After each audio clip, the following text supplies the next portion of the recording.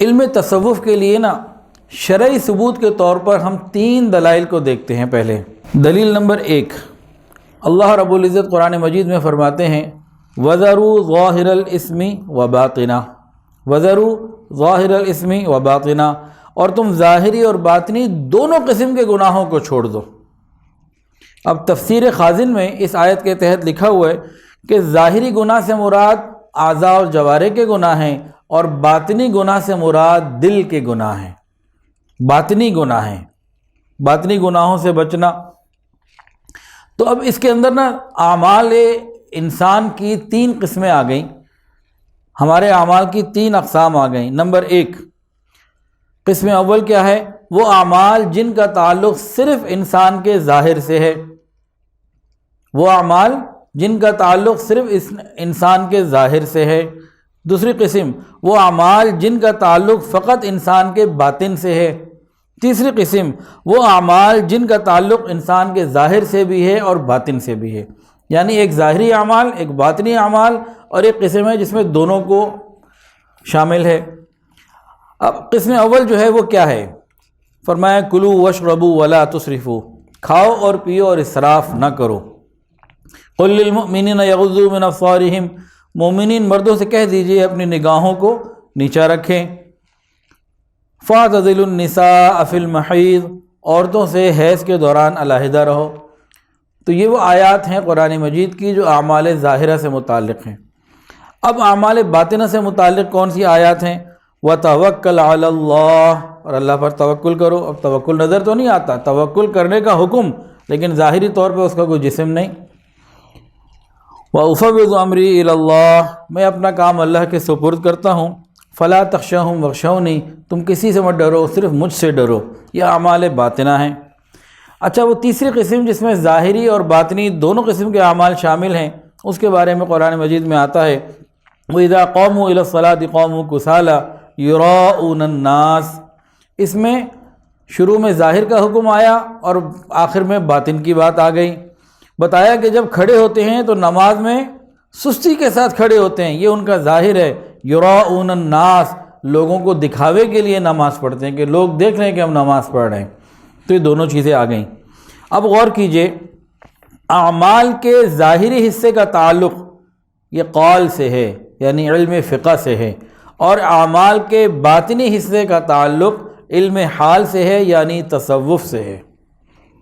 اعمال کے ظاہری حصے کا تعلق قول یعنی فقہ سے ہے، اور اعمال کے باطنی حصے کا تعلق حال یعنی تصوف سے ہے۔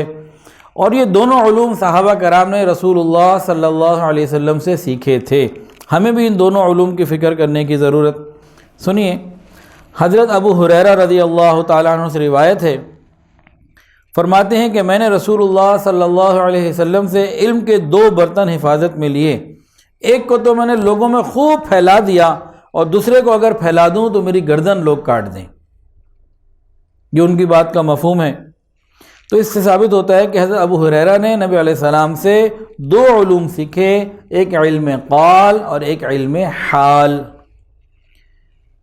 سیدنا عمر بن خطاب رضی اللہ تعالی عنہ، امیر المومنین کا جب انتقال ہو گیا اور آپ کی تدفین ہو گئی، اس کے بعد ایک مجلس میں صحابہ کرام بیٹھے ہوئے تھے، تو حضرت عبداللہ ابن مسعود رضی اللہ تعالی عنہ جو 6 نمبر پہ مسلمان ہوئے تھے، سابقون الاولین میں سے ہیں، یہ فرماتے ہیں ایک مجلس میں بیٹھے ہوئے تھے، تو حضرت عبداللہ ابن مسعود رضی اللہ تعالی عنہ نے فرمایا کہ آج 10 میں سے 9 حصے علم دفن ہو گیا، فوت ہو گیا۔ جیسے ہی بات سنی تو بعض صحابہ کرام نے اس بات کے اوپر ناگواری کا اظہار کیا کہ کیا کہہ رہے ہو، علوم تو گویا سارے موجود ہیں، کیا کہتے ہو؟ تو حضرت عبداللہ ابن مسعود رضی اللہ تعالیٰ عنہ نے فرمایا اس سے مراد حیض و نفاس کا علم نہیں، بلکہ میری مراد علم باللہ ہے۔ یہ جواب سن کر تمام صحابہ خاموش بھی ہو گئے اور مطمئن بھی ہو گئے۔ تو صحابہ کرام کا اجماعی سکوتی اس کے اوپر ثابت ہوا، اور صاف ظاہر ہے کہ صحابہ کرام کسی غیر شرعی بات کے اوپر خاموش نہیں رہ سکتے تھے، وہ باطل کے خلاف ایک ننگی تلوار تھے۔ حضرت ابوبکر صدیق رضی اللہ تعالی عنہ، ان کے بارے میں کتابوں میں بات لکھی ہوئی ہے کہ حضرت ابوبکر صدیق رضی اللہ تعالیٰ عنہ کی جو لوگوں کے اوپر فضیلت تھی یہ کثرت روزہ اور کثرت نماز کی وجہ سے نہیں تھی، بلکہ ان کے دل کے یقین اور معرفت کی وجہ سے تھی۔ یہ ممکن ہے کہ کوئی اور صحابی روزے میں ان سے زیادہ روزے رکھ لیتے ہوں، نفل ان سے زیادہ پڑھ لیتے ہوں، تہجد ان سے زیادہ پڑھ لیتے ہوں، تو حضرت ابوبکر صدیق رضی اللہ تعالیٰ عنہ کو جو باقی صحابہ پر فضیلت حاصل تھی وہ کثرت سجود کی وجہ سے نہیں تھی، کثرت روزہ یا نماز کی وجہ سے نہیں تھی، بلکہ دل کے یقین اور معرفت کی وجہ سے تھی۔ اسی یقین اور معرفت کا نام علم حال ہے، یعنی تصوف ہے، اور یہ علم کتابیں پڑھنے سے حاصل نہیں ہوتا۔ اس کا کوئی کورس نہیں ہے جی فلاں کتاب پڑھ لو تو یہ علم مل جائے گا، یہ تو ترک لذات، خواہش نفسانی جو حرام ہوتی ہیں ان کو چھوڑ دینے سے حاصل ہوتا ہے۔ چنانچہ حضرت حسن بصری رحمۃ اللہ علیہ فرمایا کرتے تھے، ہم نے تصوف کا علم قیل و قال کے ذریعے حاصل نہیں کیا، بلکہ دنیا اور اس کی لذتوں کو چھوڑ دینے سے حاصل کیا ہے۔ بس معلوم ہوا، ثابت ہو گیا کہ علم قال اور علم حال دونوں کے دونوں جو چشمے ہیں یہ نبی علیہ الصلاۃ والسلام کے فیضان ہی سے جاری ہوئے ہیں، تو یہ دونوں کے دونوں ایک دوسرے کے ساتھ ہیں۔ کچھ کتابیں ایسی ہیں جن کے نام آپ نوٹ کر لیجئے، تو ان کو پڑھنے سے مزید اس میں انشاءاللہ العزیز آسانی آ جائے گی۔ میں تو خلاصہ ہی بعض چیزوں کا عرض کر سکوں گا۔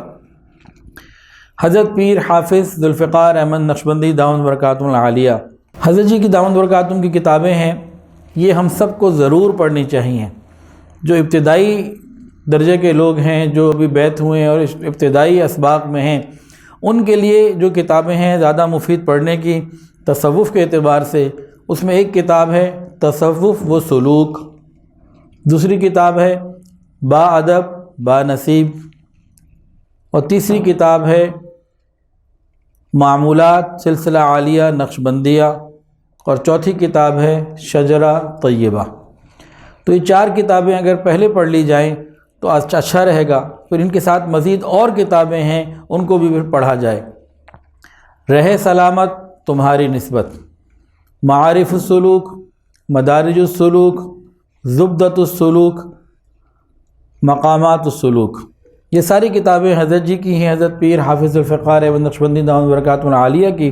ان کتابوں کو اگر پڑھ لیا جائے تو بہت ساری چیزیں انشاءاللہ العزیز ہمارے لیے آسان ہو جائیں گی۔ حضرت شاہ ولی اللہ محدث دہلوی رحمۃ اللہ علیہ، ان کے بارے میں ایک بات تو یہ ہے کہ برصغیر پاک و ہند میں جتنے علماء کرام ہیں ان سب کی جو حدیث کی سند ہے وہ یہیں سے ہو کے گزرتی ہے، ان سے ہی ہو کے گزرتی ہے۔ یہ مرکز الاسانید ہیں، جتنے بھی ہیں علماء جب اپنی سند پڑھتے ہیں اور امام بخاری رحمۃ اللہ علیہ تک اور آگے رسول اللہ صلی اللہ علیہ وسلم تک پہنچتے ہیں، متصل ہوتے ہیں، تو درمیان میں یہ نام ہر ایک کی سند میں آتا ہے۔ وہ نام کیا ہے؟ حضرت شاہ ولی اللہ محدث دہلوی رحمۃ اللہ علیہ۔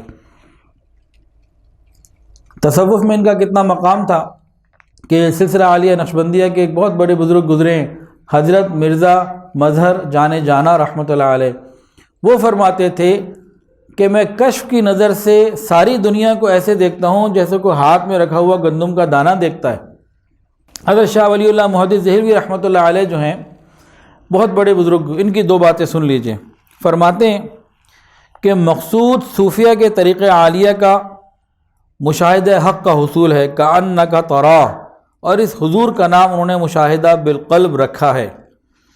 اور فرماتے ہیں کہ ہماری صحبت اور ہماری تعلیم جو آداب تصوف سلوک سے تعلق رکھتی ہے، یہ حضور صلی اللہ علیہ وسلم سے سند متصل صحیح اور جاری کے ذریعے ملتی ہے۔